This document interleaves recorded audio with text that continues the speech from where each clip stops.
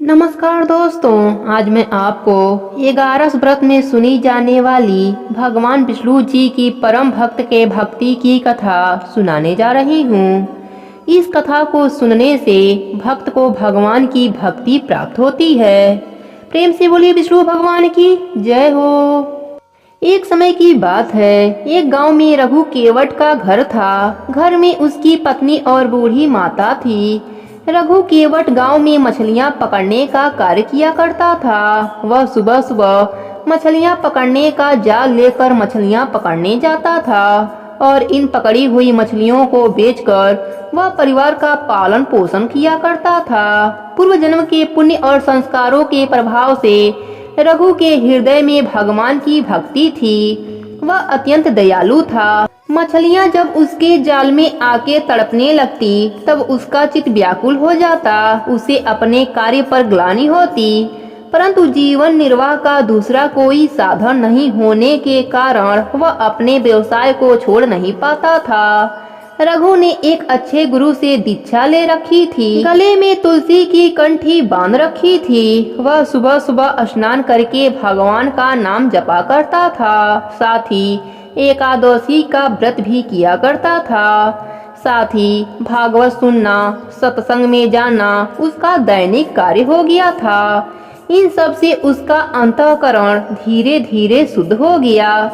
जीव मात्र में भगवान विराजमान है, यह बात उसके समझ में आने लगी। जीव हिंसा से उसे तीव्र विरक्ति होने लगी। रघु के लिए मछली पकड़ना बहुत ही कलेशदायक हो गया। उसने इस कार्य को छोड़ दिया। कुछ दिन तो घर में संचित अन्न से काम चलता रहा। इसके बाद उपवास होने लगा। घर में त्राहि त्राहि मच गई। पेट की ज्वाला तथा माता और पत्नी के तिरस्कार से व्याकुल होकर रघु को फिर जाल उठाना पड़ा। वह स्वयं तो भूख से प्राण दे सकता था, पर वृद्ध माता और पत्नी का कष्ट उससे सहा नहीं जाता। वह पछताता और भगवान से प्रार्थना करता। एक दिन वह मछली पकड़ने तालाब पर गया। जाल डालने पर एक बड़ी सी लाल मछली जाल में आ गई और जाल से निकलने पर तड़पने लगी। रघु का हृदय छटपटा उठा। उसे याद आया कि सभी जीवों में भगवान है। उस तड़पती मछली में उसे भगवान स्पष्ट प्रतीत होने लगे।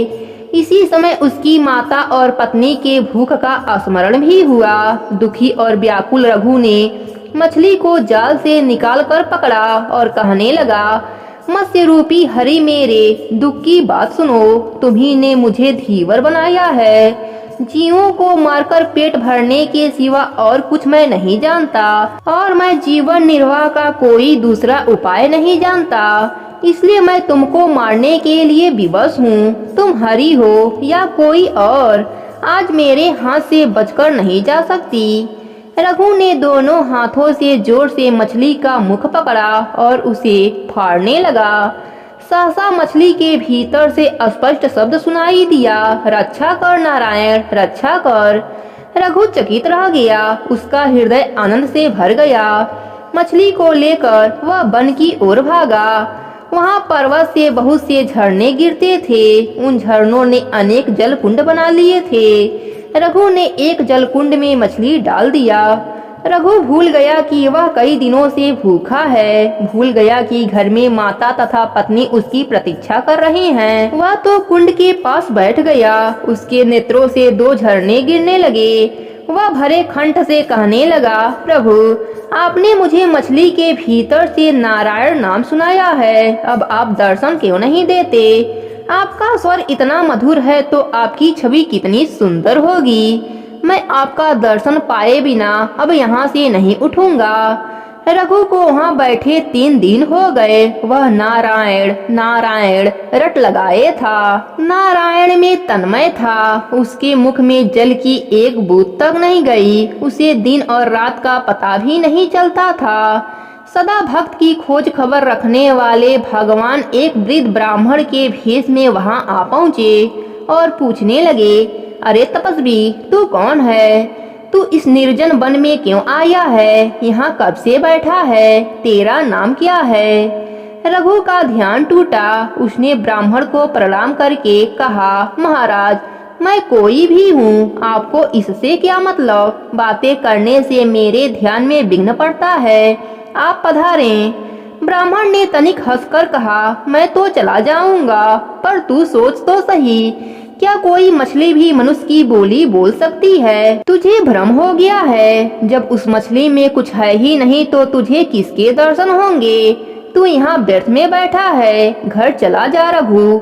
रघु ब्राह्मण की बात सुनकर चौंक पड़ा। उसने समझ लिया कि मछली की बात जानने वाले यह सर्वज्ञ मेरे प्रभु ही हैं। वह बोला, प्रभु, सब जीवों में परमात्मा ही हैं, यह बात भी जानता हूँ। मछली के शरीर में वही बोलने वाले हैं। मैं बड़ा पापी हूँ, मैंने जीवों की हत्या की है। क्या इस कारण आप मेरी परीक्षा ले रहे हैं? आप ही तो नारायण हैं, आप प्रकट होकर मुझे दर्शन क्यों नहीं देते? मुझे क्यों तरसा रहे हैं प्रभु? भक्त की प्रेम भरी प्रार्थना सुनकर कृपा सागर प्रभु अपने दिव्य चतुर्भुज रूप में प्रकट हो गए। रघु तो उस लावण्य रूप को देखकर ताकता ही रह गया। वह आंसू बहाता हुआ प्रभु के चरणों में गिर गया।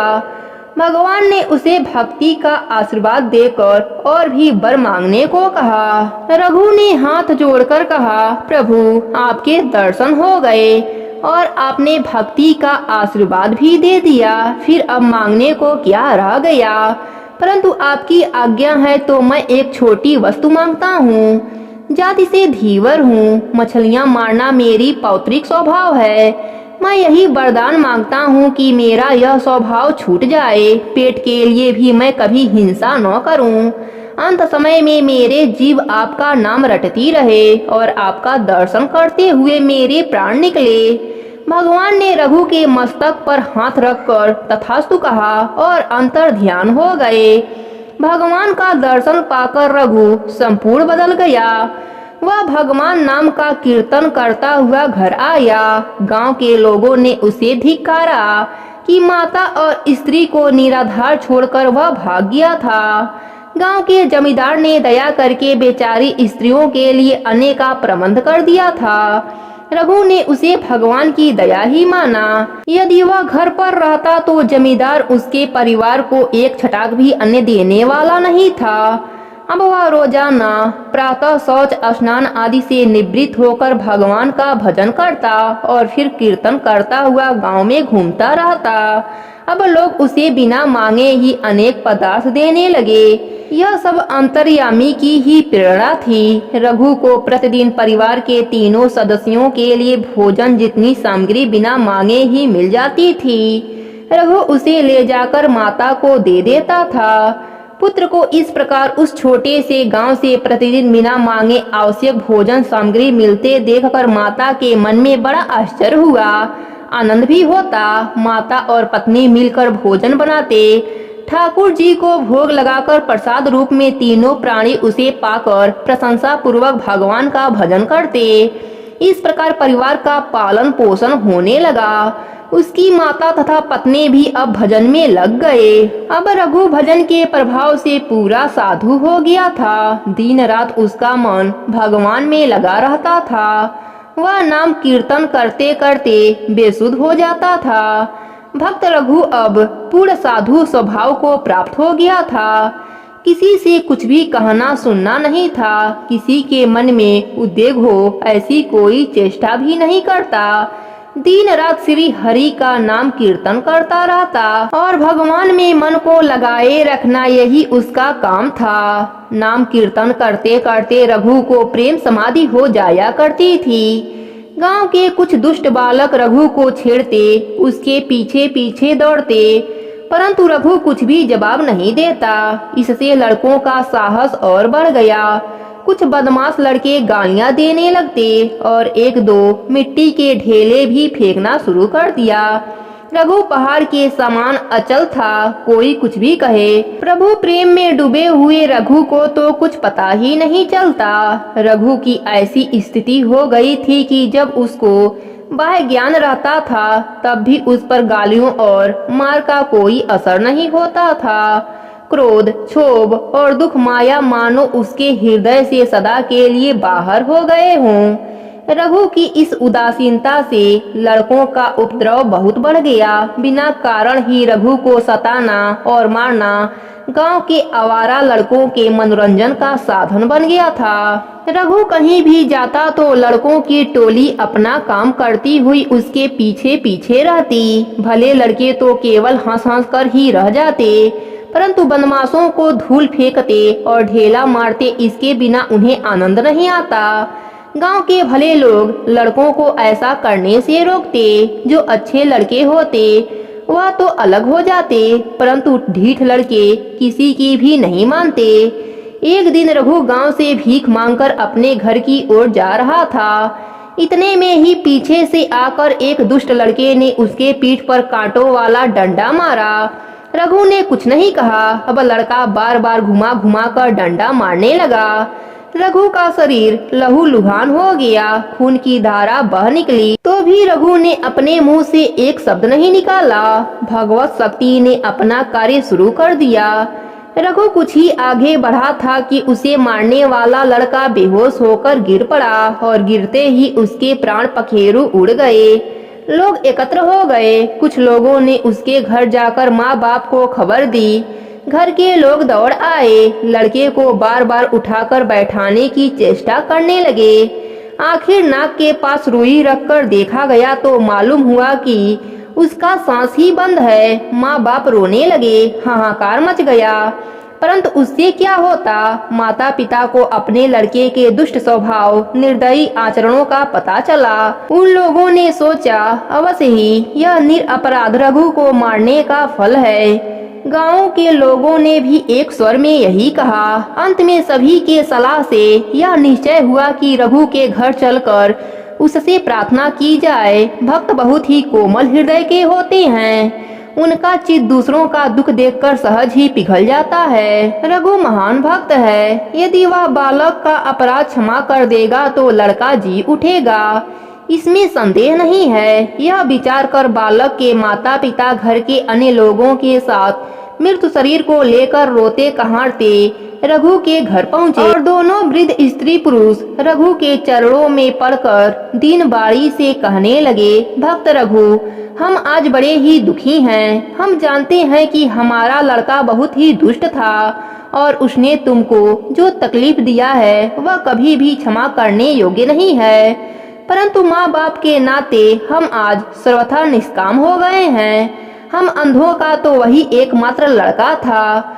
उसकी दुष्टता की ओर देखते हैं तो हम तुझे मुंह भी नहीं दिखा सकते, परंतु तुम्हारी दयालुता पर भरोसा करके हम तुम्हारे सामने रो रहे हैं। अब तुम इस अज्ञानी बालक का अपराध क्षमा करो। यह बच्चा नहीं जिएगा तो हम दोनों भी नहीं जी सकेंगे। तुम भक्त हो, तुम्हारा कोई शत्रु नहीं है, फिर इस बालक पर इतनी कठोरता क्यों की गई। रघु वृद्ध दंपत्ति को चरणों में पड़ता देखकर उसका हृदय चकित सा रह गया। उसे अभी तक यह मालूम नहीं था कि उसको मारने वाला लड़का मर गया है। अब सारी बात समझकर रघु ने कहा कि यह आप क्या कह रहे हैं, मैं अधम केवट हूँ, मेरे पैरों को हाथ न लगाइए। यह कहकर रघु ने बड़ी ही नम्रता के साथ उन्हें उठाकर बैठाया और कहा, यह आप क्या कह रहे हैं, मैंने तो कभी नहीं चाहा कि आपका बालक मर जाए।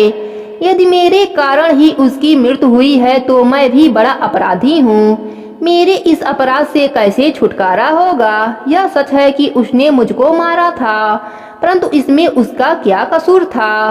निजकृत कर्म रूपी कारण हुए बिना ईश्वर के राज्य में किसी को कोई दंड नहीं मिल सकता। मुझे यह जो शारीरिक दंड मिला है यह अवश्य ही मेरे किसी पूर्वकृत कर्म का ही फल है। वह तो बेचारा मूर्खतावश निमित्त बन गया था। हे परमेश्वर, मैं कैसा अन्यायी और पापी हूँ। आज मुझ अधम के कारण इन वृद्ध स्त्री पुरुष पर महान संकट पड़ रहा है। यदि वास्तव में मेरे मन में उस बालक के प्रति उसके द्वारा मारते समय भी कोई द्वेष न उपजा हो तो हे प्रभु, दया करके इस बालक को जीवन दान दीजिए। ऐसा कहते कहते रघु की आंखों में आंसुओं की धारा बह चली।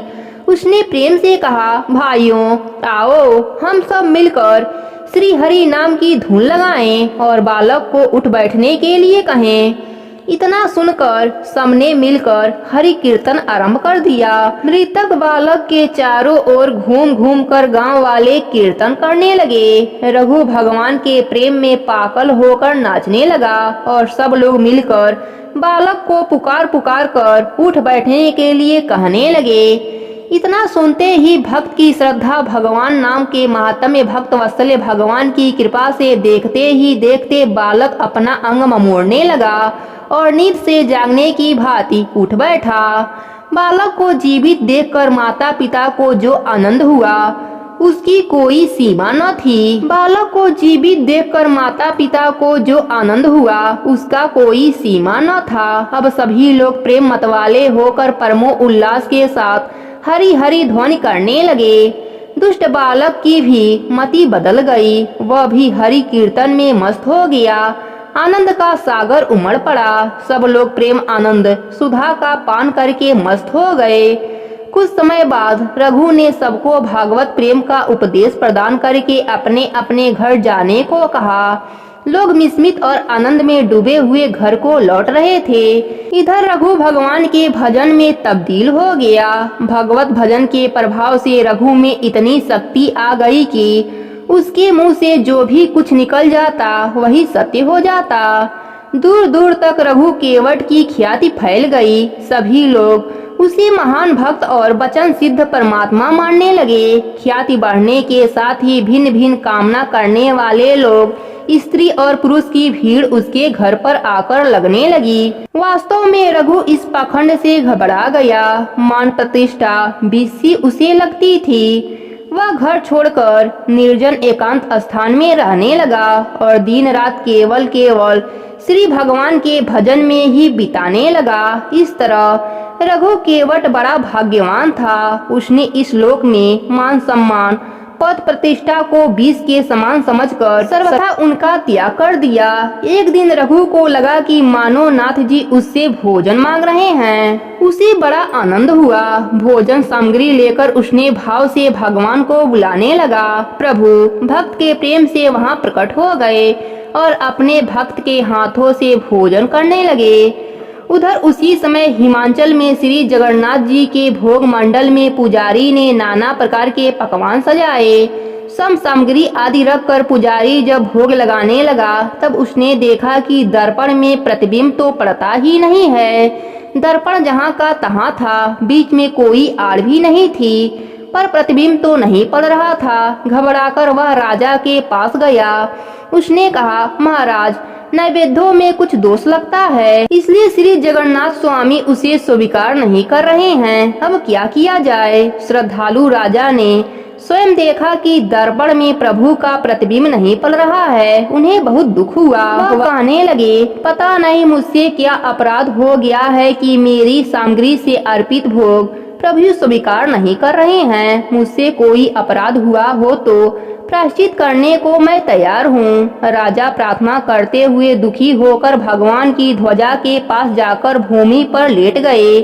भगवान की लीला से लेटते ही उसे नींद आ गई। राजा ने सपने में देखा कि प्रभु कह रहे हैं, हे राजा तेरा कोई अपराध नहीं है, दुखी मत हो। मैं नीलांचल में था ही नहीं तो प्रतिबिंब किसका पड़ता। मैं तो इस समय पीपल चट्टी ग्राम में अपने भक्त केवट के झोपड़ी में बैठा हूँ। उसके हाथ से भोजन कर रहा हूँ। यह जब तक नहीं छोड़ता मैं वहाँ आकर तेरा नैवेद्य कैसे स्वीकार कर सकता हूँ। यदि तू मुझे यहाँ बुलाना चाहता है तो मेरे इस भक्त के माता और स्त्री के साथ यहाँ ले आ, यहीं उनकी रहने का व्यवस्था कर। उसके बाद राजा का सपना टूट गया। वह एकदम उठ खड़े हुए, घोड़े पर बैठकर पीपल चट्टी ग्राम पहुँचे। गांव वालों से पूछकर रघु केवट की झोपड़ी का पता लगाया। जब कई बार पुकारने पर भी द्वार नहीं खुला तब उन्होंने स्वयं बल लगाकर द्वार खोला। कुटिया का दृश्य देखते ही मूर्ति के भांति हो गए। रघु के सामने रखे भोजन किसी को ग्रास दे रहा था। राजा को वहाँ रघु दिखाई दे रहा था, अन्य दिखाई दे रहा था, पर ग्रास लेने वाला मुख दिखाई नहीं देता था। राजा चुपचाप खड़े हो गए। जिसे देखना चाहते हैं वही बड़भागी देख नहीं सकता। सहसा प्रभु अंतर ध्यान हो गए। रघु जल सी निकाली मछली की भांति तड़पने लगा। राजा ने अब उसे उठाकर गोद में बैठा लिया। जब रघु को होश आया तो उसने अपने आप को राजा की गोद में देखा। यह देखकर रघु चकित हो गया। जल्दी से उठकर वह राजा को प्रणाम करने लगा। उसे रोककर स्वयं नरेश उसके चरणों में प्रणाम किया। उससे जगन्नाथ की आज्ञा सुनकर रघु ने चलना स्वीकार कर लिया। माता तथा पत्नी के साथ वह जगन्नाथपुरी पहुंच आए। उनके नीलांचल पहुंचते ही भोग मंडल में दर्पण में श्री जगन्नाथ जी का प्रतिबिंब दिखाई पड़ा। पुरी के राजा ने श्री जगन्नाथ जी के मंदिर के दक्षिण ओर रघु के रहने के लिए घर की व्यवस्था कर दी। वहां आवश्यक सामग्री भी भिजवा दिया। रघु अपनी माता और पत्नी के साथ भजन करते हुए जीवन पर्यटन वहीं रहने लगा। अंत समय में रघु अपने पत्नी और माता के साथ वैकुंठ में वास पाया। प्रेम से बोले विष्णु भगवान की जय हो।